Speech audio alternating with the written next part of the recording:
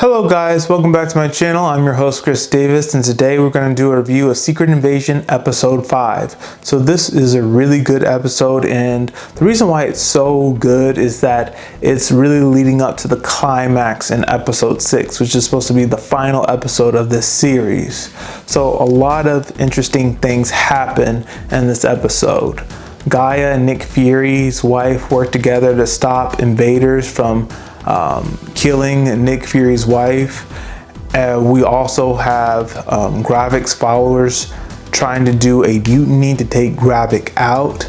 So a lot of interesting things are happening in this episode, and unfortunately Talos has passed away in this episode. Gravik killed him in episode 4. It's confirmed that he has died in episode 5.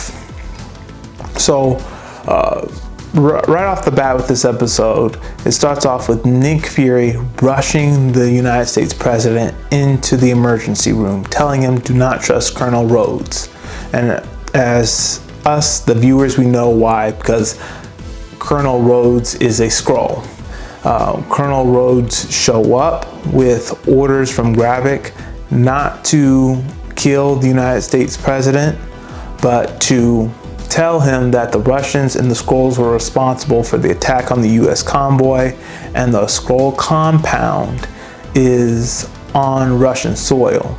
And so the United States need to bomb this compound.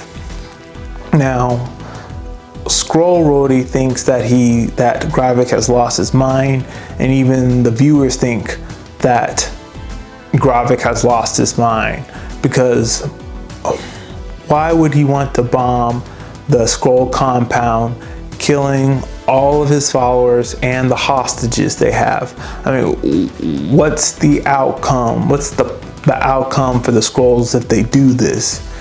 And Gravik's plan is to have leverage over Nick Fury, because Nick Fury does not want to see the Earth thrown in chaos by Russia and the United States going to war with each other.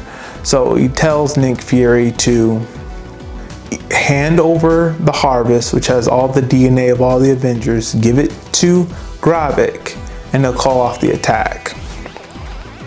That's his plan. Now, when Skrull Rhodey shows up at the hospital, Nick Fury tries to stop him, but Skrull Rhodey released the footage of Nick Fury killing Maria Hill, which wasn't Nick Fury, it was Gravik impersonating him. But anyway, he's told the whole world, making Nick Fury a wanted man. So Nick Fury has to go on the run again. He meets up with Gaia, and he tells Gaia what Talos is fighting for and everything, and he tells Gaia that she can go see his wife, who will help her bury Talos. So Gaia goes on and does that. She bonds with Nick Fury's wife with the burial ceremony for Talos. They bond even more, talking about Talos and Nick Fury, and they bond even more when Gravik, his soldiers try to kill Nick Fury's wife, and Gaia works with Nick Fury's wife to take out the invaders. And so the other interesting part in this episode is Gravik crushing the mutiny. So the Skrulls who are following Gravik, they don't trust him anymore. They're questioning his leadership, and when someone's too outspoken, Gravik kills them, and then other people are trying to take him out, but Gravik is able to defeat them with his Super Skrull powers.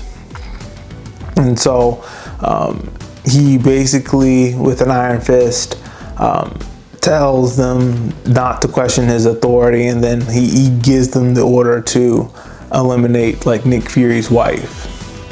And the way this episode ends leading into episode 6 is Nick Fury, he gets the harvest and he's getting ready to face Gravik. Now we know Nick Fury is not just going to hand over the harvest to Gravik, but what is Nick Fury going to do to stop Gravik? Gravik has Super Skrull powers, and Nick Fury is not calling on any of the Avengers.